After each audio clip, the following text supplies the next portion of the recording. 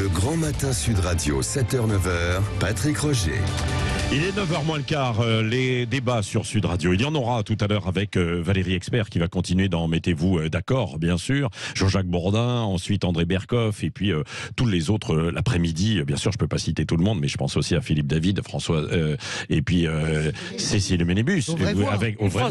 Parce que Françoise qui sera ce soir, Elisabeth Lévy qui était hier soir. Là, vous êtes là ce matin. Alors, Volodymyr Zelensky en visite, donc surprise hier à Paris. Enfin, surprise pour certains, pas pour d'autres, bien sûr, parce que tout ça était organisé, c'est une tournée européenne. La Russie ne peut pas et ne doit pas gagner la guerre. La phrase d'Emmanuel Macron, donc hier soir, il y a beaucoup d'autres phrases aussi de Zelensky, parce que on est à un tournant, oui. C'est ça, Françoise Debois. On est à un tournant d'abord parce que c'était des relations extrêmement complexes entre Zelensky et Macron, avec beaucoup de malentendus. Hier, voilà, et Emmanuel Macron a levé tous les doutes et sorti de toute ambiguïté. D'ailleurs, Zelensky le dit ce matin, et je salue la compréhension de la psyché de notre président par Zelensky qui dit Emmanuel Macron a changé et pour cette fois c'est pour de vrai. Alors c'est comme il a changé sur la confiance, il dit. Sur la confiance, voilà. Donc ça veut dire que là, d'un seul coup, Emmanuel Macron, Olaf Scholz l'a dit également, la Russie ne doit pas la gagner. Le message hier était très clair. Nous allons tout faire pour que la Russie ne gagne pas cette guerre et que surtout l'Ukraine la gagne. Donc moi je pense oui que c'est un tournant, et c'est un tournant qui mérite. Alors on peut trouver ça gnangnan et un peu inutile, mais je pense que c'est un tournant majeur qui mérite absolument que nous ayons un débat à l'Assemblée nationale. Je pense que les Français, c'est bien, les journalistes font très bien leur boulot sur cette... Débat sur quoi ? Sur l'engagement pas sur l'idée d'aider l'Ukraine, parce que ça ne fait plus aucun pli sur tous les bancs de l'Assemblée. C'est pas la peine de chercher des zones d'ombre qu'il n'y a pas. Le Parlement français veut aider l'Ukraine, mais je crois que les gens ont besoin d'être informés. Qu'est-ce que ça engage ? Vers quoi on va ? Parce qu'on est sur une stratégie diplomatique sur le fil, faire plier la Russie sans rentrer dans une troisième guerre mondiale. Et Elisabeth Lévy. Évidemment, l'idéal, ce serait qu'on trouve un moyen pour que l'Ukraine gagne et pour que la Russie ne perde pas.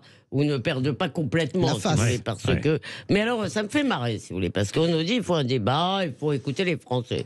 Vous écoutez les Français. Et, si vous voulez, je pense à ça à cause de la réforme des retraites. On nous explique qu'il faut absolument que cette réforme ne soit pas faite, parce que les sondages indiquent, et d'ailleurs, à raison, je ne mets pas en doute les sondages, que 2 tiers des Français sont contre. Si vous voulez mon avis, 2 tiers des Français et plus vont être contre notre engagement aux côtés de l'Ukraine. Donc, si vous voulez, moi, je veux bien qu'on m'explique qu'il faut gouverner au sondage.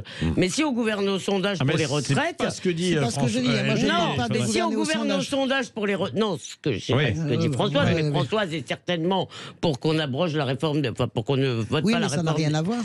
Mais je dis juste que sur cet argument, que vous le trouviez ou pas, moi je trouve que ça a à voir, c'est que dans un cas, on m'explique qu'il faut absolument écouter la rue, et dans l'autre cas, je vous fiche mon billet, qu'il n'y aura pas une très grande popularité. Maintenant, juste je n'ai pas dit ça du tout. J'ai dit simplement qu'il est du devoir d'un gouvernement, à ce stade-là, d'informer les gens à travers... Bon, alors je ne sais pas de vous que je parle, c'est d'un débat. Ne vous sentez pas visé personnellement.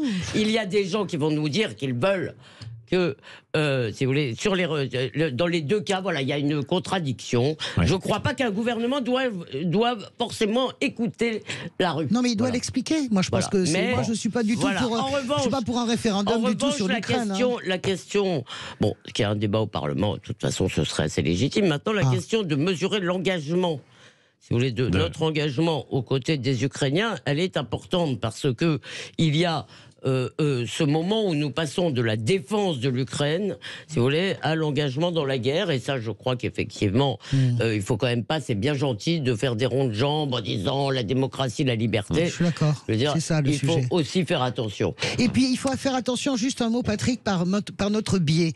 Nous avons un biais cognitif de compréhension de ce conflit parce que nous sommes des Occidentaux, vous et moi. Et tous les Occidentaux sont aux côtés de l'Ukraine, avec quelques pays qui ne sont pas occidentaux, mais qui traditionnellement sont nos alliés. Je pense au Japon et à l'Australie, par exemple. Mais le reste du monde existe. Je pense aux grands pays émergents du Sud. Je pense à l'Inde. Je pense aux Africains, l'Afrique du Sud. Je pense au Brésil. Ces pays-là, la Chine, bien sûr. Alors je la mets encore à part parce qu'elle peut être médiatrice dans ce conflit. Mais ces pays-là ne donnent pas raison aux Occidentaux. Ces pays-là ne donnent absolument pas raison à l'Europe. Ils ne sont pas pro-russes, mais ils ne donnent pas raison à l'Europe. Alors attention aussi de ne pas toujours regarder les choses à travers notre notre prisme d'occidentaux. L'Occident n'est pas le monde entier. Allez, nous écoutons aussi les auditeurs. La rue, les auditeurs, bien sûr. Et c'est François qui est avec nous au 0826 300 300. Bonjour, mon cher François. Les auditeurs sont distingués, ce n'est pas la rue. On s'appelle François, de toute façon. François. Ouais. Bonjour Patrick. Bonjour François. Bonjour Elisabeth. Bon. Bonjour. Elle vous laisse la parole un peu, mais il faut les calmer. C'était pas évident en fait. Bon, je vais essayer d'être assez synthétique en fait. Est-ce que il faut empêcher Poutine de gagner la guerre? Oui, évidemment, mais cela dit, en l'état actuel des choses, je vois pas de paix possible parce que Poutine ne veut absolument pas lâcher les provinces qu'il a conquises d'une part, et Zelensky n'acceptera jamais de faire une paix dans ces conditions. Donc moi, là, à l'heure actuelle, je vois pas trop d'issue. Je constate malheureusement que la Russie commence à reprendre un peu entre guillemets le dessus parce que elle utilise massivement sa population, alors que l'Ukraine, elle, a l'aide matérielle, mais qui s'avérera, je pense, insuffisante. Donc je ne sais pas du tout comment ça va finir. En tout cas, en l'état actuel, empêcher la Russie de gagner cette guerre, ça me paraît vraiment compromis. D'autant plus que compromis carrément. Moi, je vois pas Poutine. Poutine, je vois pas comment il pourrait reculer. Sauf à perdre sa tête. Et de toute façon, vous connaissez, il y avait des précédents historiques, comme l'Angleterre, où les États-Unis, qui ont aidé massivement l'Angleterre au niveau matériel, ils ont finalement dû intervenir pour reverser le cours de la guerre. Le support matériel n'a malheureusement pas suffi. Moi, je suis d'accord avec ce que vous dites, François. Simplement, voilà, la situation aujourd'hui, c'est deux armées qui se font face, notamment dans la région de Bakhmout, sur le front. Il y a un spécialiste historique qui parlait quasiment d'une nouvelle bataille de la Somme, c'est-à-dire avec des tranchées, avec des gens qui sortent régulièrement, avec une véritable boucherie, parce qu'on peut le dire, on ne parle pas encore en nombre de morts, mais voilà.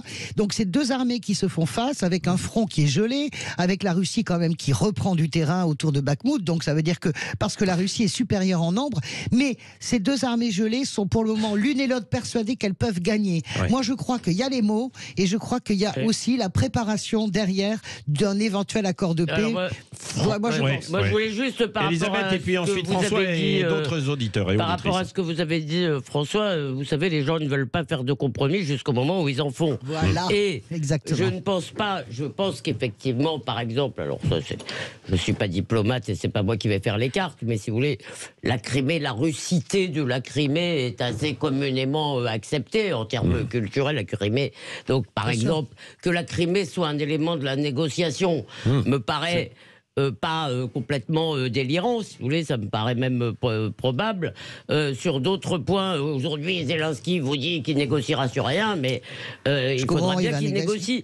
Et il y a quand même un moment, moi je dis aussi, il a un petit côté, si vous voulez, arrivé dans les pays, maintenant je veux ci, je veux ça, qui risque de lasser un peu les opinions publiques, si vous voulez. On est quand même des pays souverains et on a le droit de Isabelle au standard. Après François, c'est Isabelle qui est avec nous, qui veut réagir. Bonjour Isabelle. Bonjour Isabelle.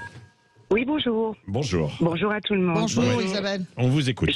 J'aurais voulu vous poser une question et ainsi qu'aux auditeurs.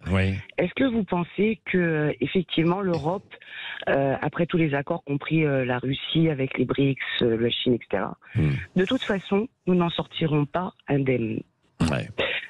Nous avons, que ce soit l'Ukraine ou que ce soit la Russie qui gagne, on ne sait pas ce qui va se passer dans le futur évidemment, mais je crois qu'on aura des conséquences assez graves pour toute l'Europe. Qu'en pensez-vous? C'est une bonne question. Justement, j'étais pas du tout d'accord avec mon cher Robert Ménard quand il disait c'est merveilleux, l'Europe est unie. Enfin, je sais pas si vous voyez, mais dans l'histoire des chars, par exemple, chacun décide dans son coin. L'unité n'est que de façade. En réalité, chacun, surtout sur ce sujet, il faut savoir que chacun a des intérêts assez divergents. Il y a l'histoire du gaz et de l'engagement, des liens Russie-Allemagne pour l'Allemagne, pour la France, il y a d'autres contraintes. Enfin bon, donc je ne crois pas du tout, si vous voulez, que c'est une manifestation d'unité européenne. Sur la question précise d'Isabelle, je pense pas indemne. Vous savez, il y a un journaliste américain qui a été extrêmement cynique en disant par rapport aux États-Unis, c'est une guerre parfaite pour les États-Unis. Oui. On n'envoie pas un seul soldat, on fait travailler notre industrie de l'armement, on ne prend aucun risque, c'est à 10 000 km de notre territoire. Donc là, je suis d'accord avec vous sur ce que vous dites, sur les traces que ça va laisser, évidemment, parce qu'on est parti en plus pour un conflit long.